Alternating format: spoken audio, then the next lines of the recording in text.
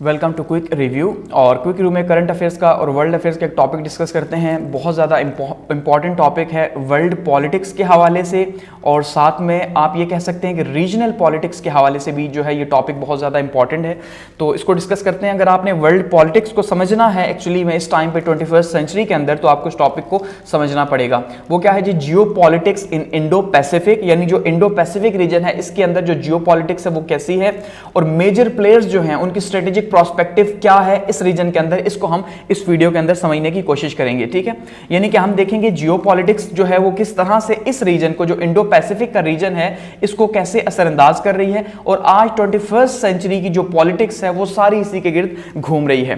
ठीक है, तो इसमें हम क्या डिस्कस करेंगे? सबसे पहले चाइना की स्ट्रेटेजी डिस्कस करेंगे इंडो पैसिफिक के अंदर। उसके बाद हम सबसे पहले तो हम इंडो पैसिफिक को डिस्कस करेंगे, अल्टीमेटली ये है क्या। फिर चाइना की स्ट्रेटेजी, उसके बाद उसकी स्ट्रेंथ्स और वीकनेसेस, उसके बाद इंडिया की जो स्ट्रेटेजी है उसको डिस्कस करेंगे, फिर उसकी स्ट्रेंथ और वीकनेसेस देखेंगे, फिर अमेरिका की जो स्ट्रेटेजी है उसको डिस्कस करेंगे। ठीक है, और देखेंगे वो क्या यहां चाहता है, यूरोपीय यूनियन जो है वो कंट्रीज क्या यहां चाहते हैं इंडो पैसिफिक के अंदर, उनकी स्ट्रेंथ और वीकनेसेस देखेंगे। और फिर एट द एंड हम पाकिस्तान का जो प्रोस्पेक्टिव है इस जियो पॉलिटिक्स के हवाले से इंडो पैसिफिक के अंदर, इसको डिस्कस करेंगे। ठीक है, तो स्टार्ट करते हैं। अब सबसे पहले आप जियो पॉलिटिक्स को समझिए आगे बढ़ने से पहले। देखिए, जियो पॉलिटिक्स में तीन चीजें इन्वॉल्व होती हैं। सबसे पहले जियो पॉलिटिक्स के अंदर ज्योग्राफी इन्वॉल्व होता है, यानी कि कोई भी रीजन कहां पे वाक़ है उसका ज्योग्राफिया क्या है। ठीक है, तो ज्योग्राफी पहली चीज है। दूसरा, इसके अंदर पॉलिटिक्स इन्वॉल्व है, जियो पॉलिटिक्स, यानी कि एक तो उस एरिया, और दूसरा जो है उसकी वहां की पॉलिटिक्स उस कैसे इन्वॉल्व है वहां पे, और तीसरा वो किस तरह से जो है वो इकोनॉमी को असरअंदाज कर रही है। तो ये तीन चीजें यानी मिल गई, यानी इकोनॉमी, उस इलाके की मैशियत, और पॉलिटिक्स वहां की, और साथ में जियो पॉलिटिक्स। अब देखिए, हम ये समझते हैं आईआर के अंदर, हम ये जानते हैं इंटरनेशनली अगर हम बात करें तो आज जो इकोनॉमी है वो आईपीई हम उसे कहते हैं, वो इंटरनेशनल पॉलिटिकल इकोनॉमी है। आज हर साइड पे पॉलिटिक्स जो है वो इकोनॉमी के अंदर इन्वॉल्व है, ऐसे ही है। लेकिन उसके साथ साथ क्या इन्वॉल्व है? ज्योग्राफी भी इन्वॉल्व है। हर रीजन जो है वो अपने लिहाज से इंपॉर्टेंट है और उसकी पॉलिटिक्स डिफरेंट है। अब जो अटलांटिक ओशन है उसके आगे पीछे जो कंट्रीज हैं उनकी पॉलिटिक्स डिफरेंट है, जैसे इंडो पैसिफिक रीजन है यहां की डिफरेंट है। इसी तरह से जो अफ्रीका है उसकी पॉलिटिक्स डिफरेंट है, तो हर रीजन की डिफरेंट है। तो ये है जियो पॉलिटिक्स। जियो पॉलिटिक्स में यानी कि ज्योग्राफी है उस एरिया का, साथ में पॉलिटिक्स है, साथ में इकोनॉमी है। अब सबसे पहले यहां पे इस पिक्चर के अंदर आप देखिए, यहां पे इंडो पैसिफिक रीजन है कौन सा। इंडो पैसिफिक एक्चुअली में दो जो ओशंस हैं वर्ल्ड के, जो इंडियन ओशन के साथ जो लग रहा है सारे का सारा एरिया, इसको हम इंडो पैसिफिक कह रहे हैं। एक साइड पे इंडियन ओशन है, ये जो एरिया है यहां पे इंडिया और पाकिस्तान के साथ, ये एक रीजन पूरे का पूरा ऑस्ट्रेलिया की इस साइड पे, ये जो आपको दिखाई दे रहा है ये है इंडियन ओशन। ये जो इस साइड पे है चाइना के साथ पे, इस साइड पे ये सारे का सारा क्या है, ये है पैसिफिक ओशन। ठीक है, तो ये दोनों जो है इनका जो ज्योग्राफी मिल रहा है और इनकी जो पॉलिटिक्स मिल रही है उसको हम कह रहे हैं इंडो पैसिफिक। तो ये पूरे का पूरा जो रीजन है, दो ओशंस का जो रीजन मिलके बन रहा है, इसको हम कह रहे हैं इंडो पैसिफिक। ठीक है, और अगर इस इंडो पैसिफिक के अंदर अगर हम देखें कि भाई सिंपली हम समझने की कोशिश करें यहां पे एक्चुअली में गेम प्लान है क्या, आगे तो हम डिस्कस करेंगे ही करेंगे ना। सिंपली हम समझने की कोशिश करें तो यहां पे गेम प्लान सिंपल है। एक साइड पे चाइना है, दूसरी साइड पे इंडिया है, दैट्स इट। सारी की सारी जो जियो पॉलिटिक्स है इस रीजन की वो सारी चाइना और इंडिया के गिर्द घूम रही है, इनके अलायंसेस के गिर्द घूम रही है, इनकी स्ट्रेटेजीज के गिर्द घूम रही है। अगर हम इंडिया की बात करते हैं तो अल्टीमेटली यूएस हमें नजर आ जाता है। अगर हम चाइना की बात करते हैं तो उसका बीआरआई का प्रोजेक्ट और उसके पार्टनर्स नजर आ जाते हैं। तो ये सारा रीजन जो है इन्हीं की पॉलिटिक्स के गिर्द घूम रहा है। और अगर लेट्स सपोज अगर हम ये चाहते हैं कि यहां की पॉलिटिक्स को हम स्मूथ कर दे, तो हम यहां से अगर हम लेट्स सपोज चाइना को निकाल दें, ठीक है, या चाइना को जो अभी करंट रोल है, जिस तरह से वो इकोनॉमिक पावर बन रहा है या बन चुका है, इस रोल को भी हम निकाल दें तो ये बहुत स्मूथ है, ये पूरे का पूरा रीजन स्मूथ हो जाए। लेकिन इस वजह से क्योंकि यहां पे चाइना है और पूरी दुनिया मिलकर चाइना को रोकने की कोशिश कर रही है, वेस्ट के कंट्रीज को हम खास करके कह रहे हैं, तो अल्टीमेटली ये यहां पे पॉलिटिक्स बहुत इंपॉर्टेंट हो जाती है। अब आगे डिस्कस करते हैं।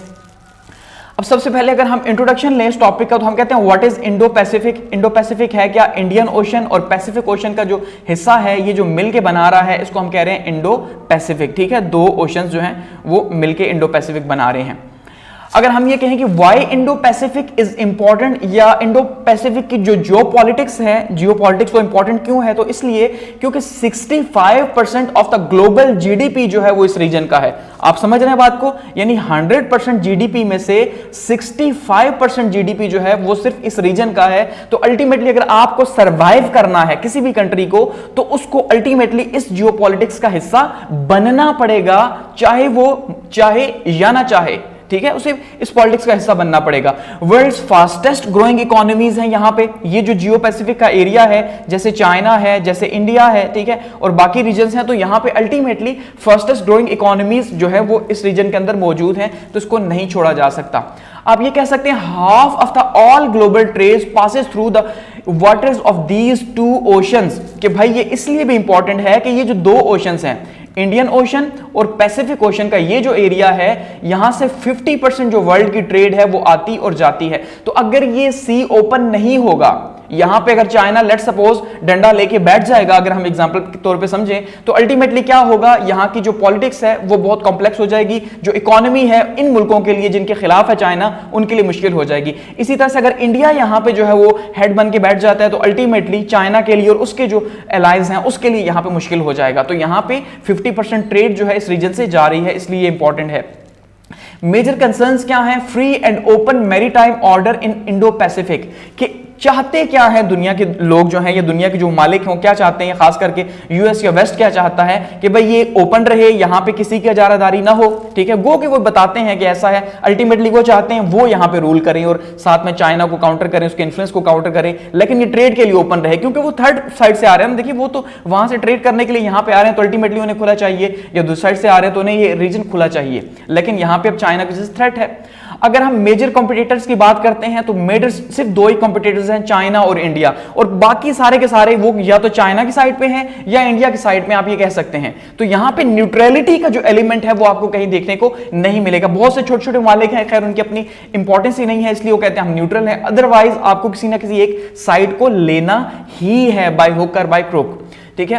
अब अगर हम बात करते हैं कंट्रीज की इंडो पैसिफिक के अंदर, तो उसमें हमें कंट्रीज कौन कौन से दिखाए जाते हैं जी, ऑस्ट्रेलिया है, ठीक है, बांग्लादेश है, भूटान है, ब्रुनाई है, कंबोडिया है, फिजी है, इंडिया है, इंडोनेशिया है, जापान है, लाओस है, मलेशिया है, मालदीव्स है, म्यांमार है, नेपाल है, न्यूजीलैंड, पापुआ न्यू गिनी है, Philippines, Singapore, Sri Lanka, Taiwan, Thailand, टेमरलैंड है, यूनाइटेड स्टेट्स यहां पे मौजूद है, लेकिन यूनाइटेड स्टेट्स खुद नहीं है, बल्कि क्या है, यूनाइटेड स्टेट्स का जो जजीरे हैं, आप जिसे आइलैंड्स कह सकते हैं, तो वो मौजूद है। तो अल्टीमेटली वो भी किसी ना किसी तरह यहां पे मौजूद है, डायरेक्टली उस तरह से नहीं है, लेकिन फिर भी यहां पे मौजूद है अपने जजीरों की वजह से, ठीक है। या फिर जो अगर हम बात करते हैं बैक साइड की, अल्टीमेटली तो फिर वहां पे जो है वो पैसिफिक ओशन का हिस्सा है, लेकिन वो इंडो पैसिफिक ओशन का हिस्सा फिर नहीं बनता, और वियतनाम है। तो ये मेजर कंट्रीज यहां पे हमें देखने को मिलते हैं इस इंडो पैसिफिक रीजन के अंदर।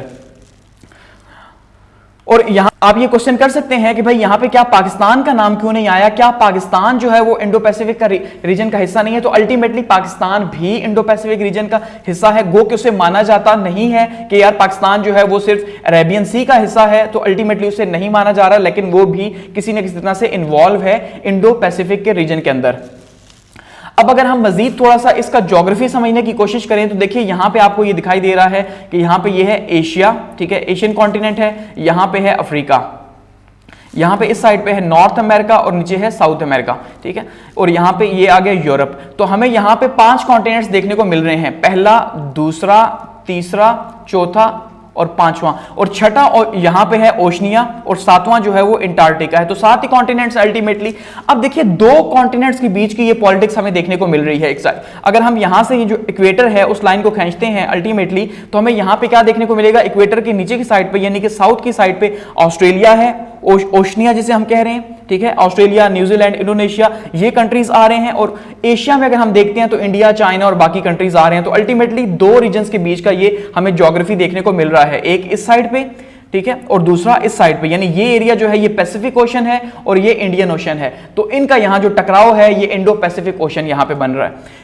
अब यहां पे अगर मजीद आप देखें तो ये चाइना है, कंट्री के हिसाब से देखिए तो ये है पैसिफिक ओशन, ये है इंडियन ओशन, ठीक है। और यहां पे ये जो है इंडोनेशिया, मलेशिया, सिंगापुर, ब्रुनाई, यहां पे ऑस्ट्रेलिया है, यहां की बैक साइड पे न्यूजीलैंड है, ठीक है, पापुआ न्यू गिनी है, फिलिपाइन है, ताइवान है, यहां पे जापान है सबसे इंपॉर्टेंट, कोरिया यहां पे देख लिए, नॉर्थ और साउथ कोरिया, चाइना, इंडिया जो है, यहां पे ये कंट्रीज कुछ हमें देखने को मिल रहे हैं मजीद ज्योग्राफी के हिसाब से।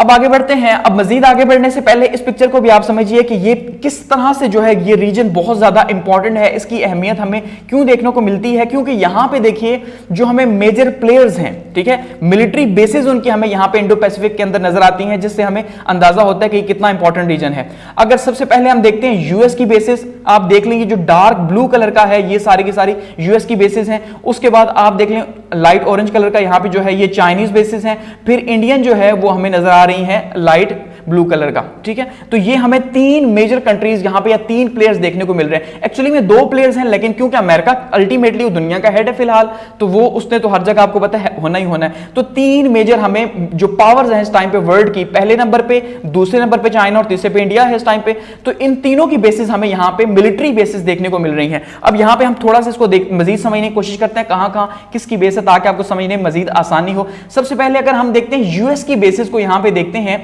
तो देखिए साउथ कोरिया के अंदर हमें यहां पे देखने को मिल रही है, जापान के अंदर देखने को मिल रही है, क्योंकि ये पार्टनर है जापान, ठीक है। यहां पे बहुत सारी बेसिस हमें जो चाइना को ये चाइना है, ठीक है, इस साइड पे यहां पे हमें काउंटर करते हुए देखने को मिल रही है यूएस की बेसिस, कि किसी भी टाइम पे अगर चाइना जो है यहां पे साउथ चाइना सी के अंदर हालात खराब करता है, तो अल्टीमेटली अमेरिका यहां पे उसके बिल्कुल करीब मौजूद है। इसी तरह से यहां पे इसका हवाई का अपना जजीरा है अमेरिका का, जहां पे अमेरिका मौजूद है। यहां पे जो है समंदर के अंदर मार्शल आइलैंड्स के साथ आप देखें अमेरिका की बेसिस मौजूद है। ये पैसिफिक ओशन है, ठीक है, यहां पे है, फिलिपाइन के अंदर है, हांगकांग के अंदर यहां पे इसकी मौजूद है, थाईलैंड के अंदर मौजूद है। इसी तरह से ऑस्ट्रेलिया तो अल्टीमेटली इनका बड़ा पार्टनर है, यहां पे मौजूद है। सिंगापुर के अंदर मौजूद है बेसिस। उसके बाद हमें यहां पे ब्रिटिश की नजर आती है, लेकिन ये जो इंडियन ओशन है यहां पे थोड़ा सा हमें कम देखने को मिल रही है। यानी पैसिफिक ओशन के अंदर अमेरिका जो है उसका होल्ड बहुत स्ट्रांग है, स्पेसिफिकली चाइना के अगेंस्ट में उसने बेसिस बनाई हुई हैं, और यहां पे वो किसी भी टाइम पे हर तरह के हालात के लिए तैयार है। जो इस रीजन की अगर हम बात करते हैं थोड़ा सा इंडियन ओशन की साइड पे, तो यहां पे देखिए ओमान के अंदर इसकी बेस मौजूद है, यूएई के अंदर जो है इसके ताल्लुकात मौजूद हैं, ठीक है। तो यहां पे बे ऑफ हुर्मुज के साइड पे, या जो आप कह लें गल्फ कंट्रीज जो हैं, क्योंकि वो गल्फ कंट्रीज अमेरिका का हिस्सा रही हैं अल्टीमेटली, यानी पार्टनर हैं उसके, तो यहां पे जो है वो नजर आते हैं। जिबूती यहां पे जो है अफ्रीका की साइड पे हमें नजर आते हैं। तो यहां पे ये आपको थोड़ी सी जो है नजर आ रही है इंडियन ओशन के अंदर, या इंडियन से भी अरेबियन ओशन के अंदर आपको ज्यादा देखने को मिल रही है, लेकिन पैसिफिक ओशन के अंदर अमेरिका का कंट्रोल काफी स्ट्रांग है।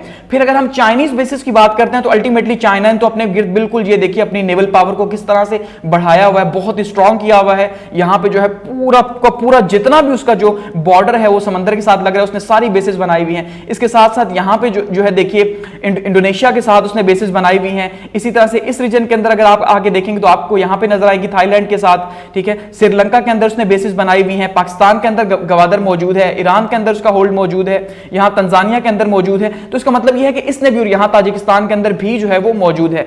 चाइना ने भी जो है वो काउंटर करने की कोशिश की हुई है, और खुद को सिक्योर करने के लिए वो भी हर कंडीशन के लिए तैयार है। यहां पे थर्ड में अगर हम देखते हैं इंडियन बेसिस को, तो इंडियन बेसिस आपको देखिए एक तो भूटान में यहां पे आपको देखने को मिल रही है, यहां पे बे के अंदर देखने को मिल रही है, बे ऑफ बंगाल के अंदर। इसके साथ साथ उसने अपना जो जितना भी बॉर्डर है उसके अंदर भी जो है वो 4 बड़ी बड़ी बेसिस बनाई हुई हैं। इसी तरह से मॉरिशस के अंदर उसने बेसिस बनाई हुई हैं, ठीक है। और यहां पे चाबार जो उसने बनाई हुई है, वहां पे भी ईरान के साथ भी उसकी बेसिस मौजूद हैं, यहां पे इंडियन ओशन के अंदर भी मौजूद हैं। तो किसी न किसी तरह, और सेंट्रल एशिया के अंदर भी जो है वो इंडियन बेसिस मौजूद है। तो इंडिया भी यहां पे खुद को बताना चाह रहा है कि भाई मैं भी यहां पे इस रीजन की एक बड़ी पावर हूं। तो अल्टीमेटली जो कंपटीशन है वो तो चाइना और इंडिया के बीच में, अगर रीजन की हम बात करते हैं तो दोनों ने ही जो है वो बेसिस बनाई हुई हैं। तो जो चाइना ने बेसिस बनाई हुई हैं उसे कहा जाता है आईआर के अंदर स्ट्रिंग ऑफ पर्ल, ठीक है। यानी कि इसने की स्ट्रिंग देखिए, चाइना ने क्या किया हुआ है, यहां से एक मोतियों का हार बनाया हुआ है इंडिया को काउंटर करने के लिए, ये कहा जा रहा है, ठीक है। यानी कि इस तरह का जो है ये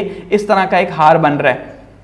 तो ये स्ट्रिंग ऑफ पर्ल चाइना का है। इसके अगेंस्ट में इंडिया की एक स्ट्रेटेजी है, उसको कहते हैं जी नेकलेस की स्ट्रेटेजी। तो उसने भी क्या किया हुआ है अगेंस्ट में, यानी इंडिया ने भी जो है वो एक पूरे का पूरा नेकलेस बनाया हुआ है अपने आप को सिक्योर करने के लिए, या जो है वो चाइना को काउंटर करने के लिए। यहां से ये इस तरह से जो है ये इस तरह से वर्क कर रहा है। तो ये खैर हम इसको, ये दोनों स्ट्रेटेजीज जो है वो डिफरेंट, चाइना और इंडिया की क्या स्ट्रेटेजीज है इनको अलग से हम डिस्कस करेंगे, ये थोड़ा लेंथी है। तो अभी फिलहाल हम बेसिस को समझते हैं। तो यहां पर आपने देखा कि ये किस तरह से जो है पूरे का पूरा जो रीजन है, आप ये कह सकते हैं ये रीजन पूरे का पूरा जो है वो कितना ही ज्यादा सेंसिटिव है और कितना ही खतरनाक किस्म का है। इसीलिए इसकी जो पॉलिटिक्स है इस टाइम पे हम ये कह सकते हैं कि 21st सेंचुरी की जो पॉलिटिक्स है वो इस रीजन के गिर्द सारी घूम रही है। कि अगर यहां पे कोई भी इश्यू बनता है, या हम ये कह सकते हैं कि जो थर्ड वर्ल्ड वॉर है वो यूक्रेन से स्टार्ट नहीं होने लगी, बल्कि यहां पे वो चाइना के गिर्द, अगर चाइना कल को ताइवान के ऊपर जो है वो कोई एक्शन लेता है, क्योंकि वो अपने ताइवान के ऊपर ही सबसे इंपॉर्टेंट यहां पे इश्यू बना हुआ है। अमेरिका ताइवान को सपोर्ट करता है, सॉवरेन ताइवान को, जबकि चाइना ये कहता है वो हमारा रीजन है। तो उसको हम अलग से डिस्कस करेंगे। लेकिन यहां पे अगर कोई भी इश्यू बनता है ताइवान के ऊपर, साउथ चाइना सी के अंदर, ठीक है, ये क्लेम करता है चाइना के यहां पे साउथ चाइना सी के अंदर ऑयल के बहुत बड़े रिजर्व्स हैं, वो भी उसी के हैं, जबकि जापान कहता है ये उसका है। ठीक है, तो यहां की पॉलिटिक्स बहुत जो है बहुत कॉम्प्लेक्स है। फिलिपाइन कहता है मेरी है, ठीक है, यहां पे भी इश्यूज बने हुए समंदर के अंदर। तो यहां पे कोई भी इश्यू होगा तो ये तीनों प्लेयर्स खुल के सामने आएंगे, और ये रीजन पूरे का पूरा आप देख सकते हैं कितना सेंसिटिव, फिर क्या उसका जो है वो नतीजा निकलेगा। तो नेवल पावर आपको यहां पे बहुत ज्यादा देखने को मिलेगी। इसीलिए अभी जो इंडिया ने जो मजीद फ्रांस के साथ जो डील की है, स्कॉर्पियन 3 जो है वो मजीद जो है वो आप दोस्तों उसने ले ली है, इसी वजह से ली है यहां पे कि उसे पता है कि यहां पे कितनी ज्यादा इंपॉर्टेंस है नेवी की। अब आगे बढ़ते हैं और थोड़ा सा मजीद को समझने की कोशिश करते हैं। अब जो इंडो पैसिफिक रीजन है, एक्चुअली में जैसे हमने कहा कि वो वर्ल्ड का फास्टेस्ट ग्रोइंग इकोनॉमिक रीजन है, सबसे इंपॉर्टेंट चीज, इसलिए अल्टीमेटली इसको छोड़ा नहीं जा सकता किसी भी की तरफ से। ये कनेक्ट करता है अटलांटिक ओशन को और एशियन पैसिफिक ओशन को। ठीक है, अटलांटिक ओशन जो अमेरिका और यूरोप के बीच में, अफ्रीका के बीच में आ रहा है, उसकी बात की जा रही है, उसको कनेक्ट कर रहा है इस एशिया पैसिफिक ओशन के साथ। और जियो स्ट्रेटेजिकली ये बहुत ही ज्यादा क्रूशियल है ये जो एरिया है, आप कह सकते हैं। और चाइना की यहाँ पे जो इंक्रीज हो रही है पावर, और खास करके जो मेरी टाइम पावर है, जैसे हमने देखा बेसिस अपनी बना रहा है, अपनी नेवल पावर को इंक्रीज कर रहा है, ये बहुत ज्यादा थ्रेटनिंग है। और जैसे BRI के थ्रू इस पूरे रीजन को उसने कैप्चर किया हुआ है, अपनी इकोनॉमी के थ्रू भी, ये भी दुनिया के लिए बहुत बड़ा प्रॉब्लम है। और साउथ चाइना सी के लिए भी जो क्लेम करता है कि भाई यहां मेरी टेरिटरी है, तो अल्टीमेटली ये भी बहुत बड़ा प्रॉब्लम है दुनिया के लिए। यानी ये वो इश्यूज हैं जो इस एरिया को मजीद हाईलाइट करते हैं। इसी तरह से इंडिया जो है वो अपने कंसर्न्स एक्सप्रेस कर रहा है चाइना की ग्रोइंग प्रेजेंस के ऊपर, उसकी नेवल पावर के ऊपर, और इंडियन ओशन के अंदर उसके बढ़ते हुए असर के ऊपर कि भाई वो अपने सी के अंदर क्यों नहीं रहता, हमारे सी के अंदर क्यों आता है। इंडिया ये कहना चाह रहा है, क्योंकि समंदर तो खुले हुए हैं, लेकिन ये क्लेम तो किया जाता है, तो इसका मतलब उससे भी यहां पे प्रॉब्लम है। इसीलिए वो कॉर्ड्स का हिस्सा है, ठीक है, जिसको हम आगे डिस्कस करेंगे, जो कि इंडो पैसिफिक के लिए बनाया गया। इसी तरह से यूएस जो है उसको बहुत बड़ा प्रॉब्लम है, क्योंकि चाइना जो है वो तेजी से अपनी नेवी को या अपनी नेवल पावर को बढ़ा रहा है, साथ में अपनी इकोनॉमी को, और साथ BRI के थ्रू उसका ये मानना है कि जो डेट ट्रैप डिप्लोमेसी की जा रही है, डेट ट्रैप डिप्लोमेसी हम जो है डिस्कस कर चुके हैं मोटे वीडियोस के अंदर, कि भाई ये जो कर्जा दे दे के गरीब मालिक को अपने साथ मिला रहा है, उन मालिक में जो है वो कॉन्ट्रैक्ट करके वहां पे कब्जा कर रहा है कि वो अगले 10 साल या 50 साल भी वो कर्ज वापस ना कर सके, तो चाइना वहां पे अपना होल्ड रखे, जैसे श्रीलंका, जैसे पाकिस्तान जैसे ममालिक के अंदर जो है। तो ये इसको बहुत बड़ा प्रॉब्लम है। इसका मतलब है कि वो बहुत ज्यादा इंफ्लुएंस अपना जो है वो बढ़ा रहा है। ताइवान के इशू के ऊपर यूएस को बहुत इशू है कि चाइना उसके ऊपर बहुत ज्यादा एग्रेसिव है, ये भी बहुत बड़ा इशू है। तो दूसरी तरफ से अमेरिका ये मानता है कि भाई ये ओपन होना चाहिए ये रीजन, क्योंकि ये रीजन जो है ये देखिए मिडिल ईस्ट को कनेक्ट कर रहा है, अफ्रीका को कनेक्ट कर रहा है, ये रीजन्स को कनेक्ट कर रहा है एक्चुअली में, समझ रहे हैं बात को ना। तो Middle East, Africa, East Asia, Europe, इन तमाम रीजन्स को ये क्या कर रहा है, कनेक्ट कर रहा है। तो इसलिए इसकी जो हैंडलिंग है वो ओपन होनी चाहिए, और ये बहुत इंपॉर्टेंट है। और मैरीटाइम जो ट्रेड है उसका एक बहुत बड़ा पोर्शन यहां से हो रहा है वर्ल्ड ट्रेड के हिसाब से, ठीक है। और यहां पे ये क्रूशियल इसलिए भी है कि ग्लोबल इकोनॉमी जो है वो इस रूट है, सॉरी, उसके ऊपर जो है वो डिपेंडेंट कर रही है, तो इसलिए बहुत ज्यादा इंपॉर्टेंट है। तो ये चीजें इसे जो है वो क्या कर रही है, इस इंडो पैसिफिक की जो जियो पॉलिटिक्स है उसको इंपॉर्टेंस दे रही है। अब अगर आगे बढ़ने से पहले सबसे पहले हम डिस्कस करते हैं जी चाइना की स्ट्रेटेजी, देखते हैं चीन जो है वो इस रीजन के अंदर किस स्ट्रेटेजी को लेके बैठा हुआ है, और जिससे सबसे बड़ा प्रॉब्लम हो रहा है अमेरिका को, और साथ में उसका जो यहाँ का पार्टनर है इंडिया को, इसीलिए वो इसको यहाँ पे स्ट्रॉन्ग कर रहे हैं। अब देखिए अभी रिसेंटली जो इंडिया का विजिट हुआ अमेरिका का, तो अमेरिका ने कितनी ज्यादा जो है वो नवाजिशात की हैं इंडिया के ऊपर, सिर्फ इसीलिए कि इस रीजन के अंदर उसे स्ट्रॉन्ग किया जा सके और चाइना के अगेंस्ट में उसे लाके खड़ा किया जा सके। अब चाइना की अगर हम स्ट्रेटेजी बात करते हैं, स्ट्रेटेजिक एम्बिशंस की बात करते हैं, तो वो क्या चाह रहा है यहाँ पे? फिलहाल उसने अपनी चीजों को जो है वो छुपा के रखा हुआ है। सबसे पहली चीज ये, यानी कि उसकी जो इंटेंशंस हैं इस रीजन के अंदर वो खुल के नहीं बता रहा। वो बताता है कि भाई मैं BRI बना रहा हूं, बेल्ट एंड रोड इनिशिएटिव है मेरा, मैं ट्रेड कर रहा हूं, लेकिन एक साइड से वो कहता है मैं ट्रेड कर रहा हूं, दूसरी साइड से वो ये कह रहा है कि भाई वो अपनी नेवल पावर को या अपनी आर्मी की ताकत को भी बढ़ा रहा है। तो उसका मतलब यहां पे इशू है। ये वर्ल्ड एक्सपर्ट्स मानते हैं, ये मेरी राय नहीं है, ठीक है। तो ये कहते हैं यहां पे जो है वो चाइना की जो स्ट्रेटेजिक एम्बिशंस हैं वो छुपे हुए हैं, अनसर्टेनिटीज पैदा करते हैं चाइना के गोल, कि वो बता क्यों नहीं रहा कि यहां पे इस रीजन के अंदर क्या हो रहा है। तो इससे क्या हो रहा है, एक क्रेजीनेस जनरेट हो रही है कि यार या तो बिजनेस करे या फिर खुद को जंग के लिए तैयार करे, वो दोनों चीजें ही कर रहा है अल्टीमेटली। तो ये प्रॉब्लम है, उनका मानना है, ठीक है। इसी तरह से चाइना की यहां मजीद स्ट्रेटेजी क्या है, चाइना क्या कर रहा है जी, बेल्ट एंड रोड इनिशिएटिव जो है वो उसको लेके चल रहा है यहां पे। तो उसके थ्रू वो क्या कर रहा है कि स्ट्रेटेजिक इन्वेस्टमेंट्स कर रहा है यहां पे छोटे छोटे ममालिक के अंदर, और पूरे की पूरी एक चेन बना रहा है, वहां पे नेवल बेसिस बना रहा है इस नाम के ऊपर कि भाई क्योंकि मेरी ट्रेड यहां से जाएगी तो अल्टीमेटली मुझे यहां पे नेवल बेसिस चाहिए ताकि वो मेरी ट्रेड को जो है क्या करें, प्रोटेक्ट कर सके। इसलिए वो यहां पे क्या कर रहा है, पूरे रीजन के अंदर जो है बेसिस बनाता जा रहा है। ये बहुत बड़ा प्रॉब्लम है। इसका मतलब वो अपनी पावर को अपने मुल्क से बाहर एक्सपेंड कर रहा है पूरे रीजन के अंदर, ठीक है। तो ये जो है ये एक मिलिट्री बेसिस जो बन रही है, तो ये बहुत बड़ा जो है वो स्टैंड पॉइंट है, यहां पे बहुत इशू बनेगा। अच्छा, इसके साथ साथ चाइना क्या कर रहा है जी, चाइना आर्टिफिशियल मिलिट्री बेसिस बना रहा है। आर्टिफिशियल मिलिट्री बेसिस का मतलब यह है कि वो सिर्फ दिखाने के लिए तो बना रहा है, गो कि कभी उसको जरूरत पड़ेगी तो करेगा, लेकिन फिलहाल उसका मकसद यही है कि वो यहां पे उन्हें बनाता जाए, ठीक है, और एक वर्ल्ड के ऊपर एक इन्फ्लुएंस जो है इस पूरे रीजन के ऊपर एक असर छोड़ता जाए, साउथ चाइना सी के अंदर भी, और अपने आप को एक्सपेंड कर रहे हैं इस पूरे रीजन के अंदर। ये चाइना की स्ट्रेटेजी है। मजीद अगर हम देख रहे हैं तो चाइना क्या कर रहा है जी, चाइना ने पर्ल ऑफ स्ट्रिंग की स्ट्रेटेजी इंडिया के लिए बनाई हुई है, जिसको मैं डिस्कस कर चुका हूं कि चाइना इंडिया के गिर्द जितने भी छोटे छोटे कंट्रीज हैं उन सारे कंट्रीज को क्या कर रहा है, वहां पे BRI गुजर रही है वहां से, तो BRI के थ्रू वहां पे बेसिस बना रहा है, जिसकी एग्जांपल हम गवादर में की भी ले सकते हैं। तो इन बेसिस ने क्या किया, इंडिया को जो है वो काउंटर कर लिया इंडो पैसिफिक रीजन के अंदर या इंडियन ओशन के अंदर, स्पेसिफिकली इंडिया को यहां पे काउंटर करने के लिए यहां पे ये स्ट्रेटेजी बनाई गई है। अच्छा, इसी तरह से चाइना क्या कर रहा है जी, चाइना जो है वो 1993 से जो इंपोर्टर है क्रूड ऑयल का, ये वर्ल्ड लार्जेस्ट इंपोर्टर 2013 के अंदर बना चाइना। तो अल्टीमेटली चाइना की यहां पे अब चाइना को खुद समझ आ रही है कि उसकी ट्रेड जो है वो सारी इसी रीजन से हो रही है, इसीलिए जो है वो इस रीजन को बिल्कुल भी किसी तरह नहीं छोड़ सकता। इसीलिए यहां पे BRI और साथ में नेवल बेसिस बना रहा है कि उसकी जैसे जैसे नीड बढ़ रही है वैसे वैसे उस रीजन को मजीद अपने हिस्से में लेता जा रहा है, ये काउंटर करता जा रहा है इसको। इसके साथ साथ चाइना की यहां स्ट्रेटेजी क्या है जी, चाइना भी जो है वो अपने अलायंसेस बनाता जा रहा है, खास करके रशिया के साथ जो उसके ताल्लुकात हैं, ठीक है, जिसके ऊपर काफी ज्यादा आपने देखा कि अभी जो नेटो समिट हुआ उसके अंदर काफी ज्यादा जो है वो क्रिटिसाइज किया गया कि भाई जो है वो चाइना जो क्यों उसने इस तरह से रिलेशन रखे हुए रशिया के साथ। तो लॉन्ग स्टैंडिंग एनर्जी के सोल्यूशन जो है उसके लिए रशिया के साथ रखा हुआ है, क्योंकि रशिया के पास बहुत एनर्जी है अल्टीमेटली। तो यहां से अगर इस रीजन को काउंटर भी किया जाता है, let suppose Indo Pacific region के अंदर अगर कोई इशू होता भी है, कोई वॉर कल को स्टार्ट भी होती है, कोई शॉर्ट टर्म वॉर स्टार्ट होती है, तो यहां से उसकी ट्रेड तो ब्लॉक हो जाएगी, तो वो कैसे अपनी एनर्जी की नीड्स को पूरा करेगा। अल्टीमेटली फिर वो पाकिस्तान का सीपैक का रूट यूज कर सकता है, ठीक है, सेंट्रल एशिया को यूज कर सकता है, और साथ में एनर्जी नीड्स के लिए वो क्या कर सकता है, एनर्जी नीड्स के लिए वो रशिया से उसी तरह से जो उसने हालात या ताल्लुकात बनाए हुए हैं वहां से वो ले सकता है, उससे फायदा, इस रीजन के ब्लॉक होने से उसे कोई नुकसान नहीं होगा। ये भी उसकी स्ट्रेटेजी का हिस्सा है, ठीक है। यानी वो सिर्फ सारा फोकस एक साइड पे नहीं कर रहा कि भाई अगर कल को वॉर यहां होती है तो ब्लॉक होकर रह जाता है। तो ये चाइना की स्ट्रेटेजी का हिस्सा है और चाइना की इंपॉर्टेंट स्ट्रेटेजी है। अब इसकी अगर हम वीकनेसेस और स्ट्रेंथ देखते हैं चाइना की स्ट्रेटेजी की, कि जो उसकी स्ट्रेटेजी है उसमें क्या क्या जो है पावरफुल चीजें हैं और क्या वीकनेस मौजूद हैं। तो उसमें सबसे पहले क्या है जी, इसकी स्ट्रेंथ अगर हम देखते हैं कि चाइना जो है उसकी जो ज्योग्राफिक प्रॉक्सिमिटी है, इसकी वजह से इंडियन ओशन के अंदर वो क्या कर रहा है, उसने कोस्ट लाइन के साथ साथ, साहिल के साथ साथ जो अपनी बेसिस बनाई हुई हैं या फोर्सेस जो डिप्लॉय की हुई हैं, वो एक उसकी ताकत है, क्योंकि उसका एक बहुत बड़ा रीजन जो है कोस्ट लाइन के साथ लगता है। तो ये उसकी एक सक्सेस है कि वो यहां पे ऑपरेशंस कर सकता है, यहां पे अपना होल्ड बना के रख सकता है, ये एक उसकी ताकत है, ठीक है, स्ट्रेंथ है उसकी स्ट्रेटेजी की, इसलिए वो पूरे के पूरे कोस्ट लाइन को उसने सिक्योर किया हुआ है।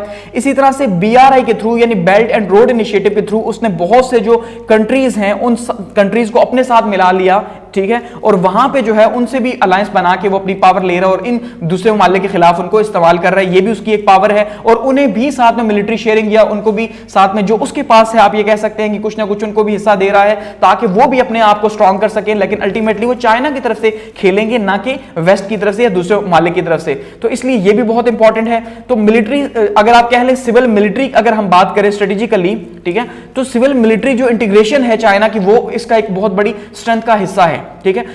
इसी तरह से चाइना की जो इकोनॉमिक पावर है और जो साथ में जो नेबरिंग कंट्रीज के साथ जो उसको सपोर्ट कर रहा है, उनकी पॉलिसीज को सपोर्ट कर रहा है, ये एक बहुत बड़ी पावर है, ठीक है, उसके लिए। अब जहां पे अगर वीकनेसेस की बात करते हैं या लिमिटेशंस की बात करते हैं, तो वो क्या क्या है।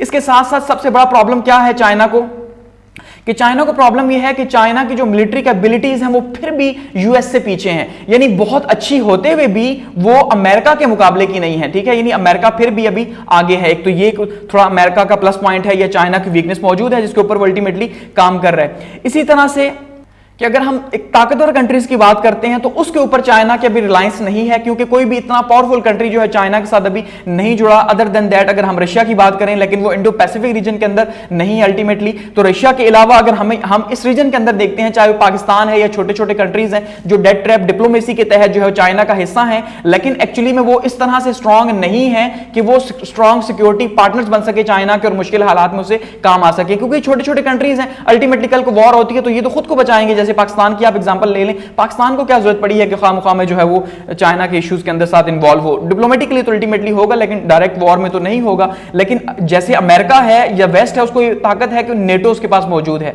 ठीक है। तो नेटो का तो इत्तेहाद इसी वजह से बना हुआ है कि किसी एक मुल्क के ऊपर भी अगर अटैक होगा तो सब उसको जो है वो रिस्पॉन्ड करेंगे। जैसे यूक्रेन के अंदर पूरे का पूरा नेटो जो है वो जोर लगाए बैठा हुआ है रशिया के अगेंस्ट में। तो इसीलिए ये चाइना अमेरिका की जो है बहुत बड़ी स्ट्रेंथ है। नेटो कंट्रीज के सारे पावरफुल कंट्रीज हैं, लेकिन चाइना के साथ जो है एक थोड़ा सा बुरा है। वो क्या है कि चाइना के सारे ताल्लुकात कमजोर कंट्रीज के साथ हैं। बात समझ रहे हैं कि ये जो है इसकी एक वीकनेस बन रही है। लेकिन अमेरिका के जो ताल्लुकात है on the other hand NATO के थ्रू, वो सारे स्ट्रांग या ताकतवर कंट्रीज के साथ हैं। तो ये एक इशू बन रहा है कि अगर जो है अब चाइना इसी वजह से कोशिश कर रहा है कि ये जो कमजोर कंट्रीज हैं विन विन स्ट्रेटेजी के तहत इनको भी पावरफुल किया जाए। अगर कल को नियर फ्यूचर में कोई वॉर होती है तो ये उसका साथ दे सकें, क्योंकि यहां पे नेटो तो साथ देगा लेकिन ये कंट्रीज उसका साथ देने के लिए तैयार नहीं है। तो ये एक वीकनेस मौजूद है।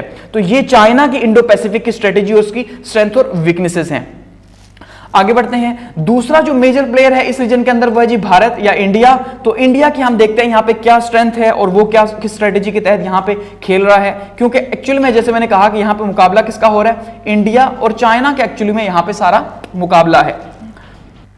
सबसे पहले तो अगर हम यहाँ पे इंडिया के बॉर्डर्स की बात करते हैं तो अल्टीमेटली इंडिया भी चाइना की तरफ एक बड़ा कंट्री है और ज्योग्राफिकली इंपॉर्टेंट है, ठीक है। तो उसमें हम देखते हैं तो 8 कंट्रीज के साथ जो है वो इंडिया का बॉर्डर इस टाइम पे लग रहा है, ठीक है। और तकरीबन जो है वो बहुत से कंट्रीज के साथ, जैसे खास करके चाइना के साथ या पाकिस्तान के साथ उसके टेरिटोरियल डिस्प्यूट्स हैं। तो ये एक प्रॉब्लम है इंडिया के लिए और इसी वजह से जो है वो यहाँ पे स्ट्रेटेजी बनाए बैठा हुआ है। यानी अगर ये टेरिटोरियल डिस्प्यूट्स ना हो तो उसको क्या जरूरत है यहाँ पे अपने आप को इतना ज्यादा पावरफुल करने की, अपनी मिलिट्री कैपेबिलिटीज बढ़ाने की। लेकिन वो पाकिस्तान की वजह से या उससे भी ज्यादा वो चाइना की वजह से जो बॉर्डर डिस्प्यूट्स हैं, तो इसका मतलब उनके हालात ठीक नहीं है, वो एक दूसरे की दुश्मनी में है। तो इसी दुश्मनी के अंदर जो है दोनों ही एक दूसरे को पावरफुल कर रहे हैं कि चाइना तो चले अमेरिका की वजह से यहां पे खुद को पावरफुल कर रहा है, इंडिया को उतना थ्रेट नहीं, लेकिन इंडिया यहां पे चाइना की वजह से कर रहा है पावरफुल, ठीक है।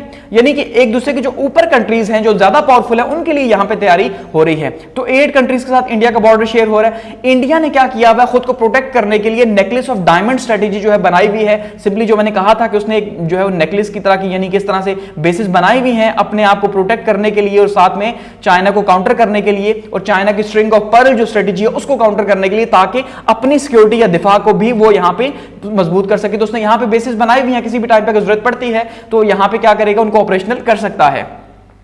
इसी तरह से जो इंडिया की स्ट्रेटेजी है उसका एम क्या है, एस्टैब्लिश करना स्ट्रॉन्ग नेवल कॉपरेशन, क्योंकि उसे पता है कि वॉर जो है वो नेवल की है। यहां पे इंडो पैसिफिक है तो अल्टीमेटली समंदरों की वार है तो नेवल ही उसमें यूज होगी। कॉपरेशन जो है मेजर पावर्स के साथ इंडियन ओशन के अंदर वो चाहता है, जिसमें खास करके आप देख ले कि वो जो है वो क्या कर रहा है, उसने यूएस के साथ अलायंस बनाया हुआ है, इसी तरह से फ्रांस के साथ उसका है, रशिया के साथ अगर हम देख लें तो उसका स्ट्रेटेजिक अलायंस है। यहां से वो सबसे ज्यादा जो है असला लेता ही रशिया से है। उसके बाद अब देख लें 2018 से 22 तक हमने जो डिस्कस किया, फ्रांस के साथ उसके रिलेशंस को रिसेंट विजिट हुआ, वहां से उसने जो 26 अभी नए जो है राफेल जेट परचेज किए हैं। तो अल्टीमेटली फ्रांस के साथ, रशिया के साथ उसके ताल्लुकात हैं, अमेरिका के साथ भी उसने बहुत बड़ी डील की है इस बार। तो अल्टीमेटली तीन पावरफुल कंट्री सपोर्ट कर रहे हैं। गो कि कल को रशिया उसे चाइना के अगेंस्ट में सपोर्ट नहीं करने लगा, लेकिन फिलहाल तो रशिया को जरूरत है, ठीक है, और वॉर थोड़ी हो रही है, तो अभी तो असला बेचने की बात है। इसी तरह से जो इंडिया है वो क्या चाह रहा है, वो कर रहा है जी अपनी यहां पे पार्टनरशिप, स्ट्रेटेजिक पार्टनरशिप बना रहा है। एक तो क्वाड का हिस्सा है जो चाइना को यहां पे काउंटर कर रहे हैं 4 कंट्रीज मिलके। दूसरा एशियान के थ्रू वो क्या कर रहा है, या रीजनल प्लेस के थ्रू अपनी पावर को बढ़ाने की कोशिश कर रहा है इस रीजन के अंदर। अब अगर हम देखते हैं इंडिया बजट कैपेबिलिटीज के किस तरह से उसने अपने आप को, अपने बजट को स्पेसिफिकली जो है वो बढ़ाया है अपनी इन पावर्स को, अपनी ताकत को बढ़ाने के लिए, और ये भी उसकी स्ट्रेटेजी का एक हिस्सा है इंडो पैसिफिक के अंदर, ठीक है। अगर हम देखते हैं 2022 में, तो हम ये कह सकते हैं कि 4th लार्जेस्ट मिलिट्री पावर आप कह सकते हैं, या मिलिट्री स्पेंडिंग आप कह सकते हैं, इंडिया की रही है 2022 के अंदर, पिछले साल। यानी कि पिछले साल सबसे ज्यादा जो है मिलिट्री के ऊपर 4थे नंबर पे जिसने स्पेंड किया, जिसके एक्सपेंडिचर्स थे, वो इंडिया था। इसका मतलब उसने क्या किया जी, उसने कॉन्शियसली अपनी पावर को बढ़ाया, उसे पता है कि उसे इस चीज की जरूरत है।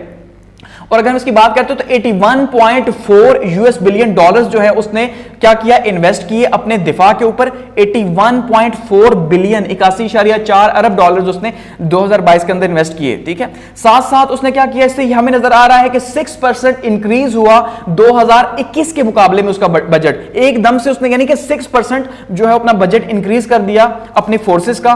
तो उससे क्या हो रहा है, उससे अंदाजा हो रहा है कि वो किस तरह से अपनी पावर को बढ़ा रहा है। फिर अगर हम मजीद देखते हैं तो 47% उसने इंक्रीज किया कंपेयर टू 2013 के 2013 के मुकाबले में 2022 में उसने कितना इंक्रीज कर लिया, 47%। तो आप ये कह सकते हैं कि आने वाले 5 से 7 साल के अंदर ये 80 to 90% हो जाएगा जो बजट उसका इंक्रीज होगा, मे बी 100% भी हो सकता है। इसका मतलब यह है कि वो कॉन्शियसली अपनी जो स्ट्रेंथ, मिलिट्री स्ट्रेंथ है, उसको यहां पे इस रीजन के अंदर बढ़ा रहा है, अलायंसेस लेके जा रहा है आगे, और अपने आप को बता रहा है कि वो एक मेजर पावर इस रीजन के अंदर है, यानी अपने आप को मनवाने के लिए।